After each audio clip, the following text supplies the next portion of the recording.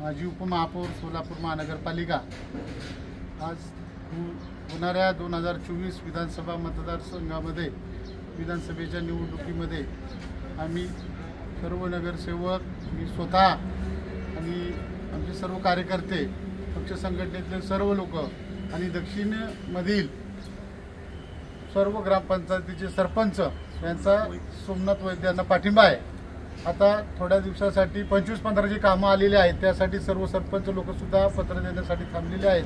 त्यांचे सुद्धा सर्व पत्र मिळणार आहेत। योग्य उमेदवार दक्षिणला मिळावा ही अपेक्षा आहे। दक्षिणमध्ये ह्या उमेदवाराशिवाय पर्याय नाही आणि सध्या परिस्थितीमध्ये भाजपाला नवीन चेहऱ्याची गरज आहे आणि युवा कार्यकर्त्यांना, सर्व ज्येष्ठ कार्यकर्त्यांना सांभाळून नेणारा आणि प्रशासकीय अनुभव असणारा लिंगायत चेहरा भारतीय जनता पार्टीसाठी हवाच आहे।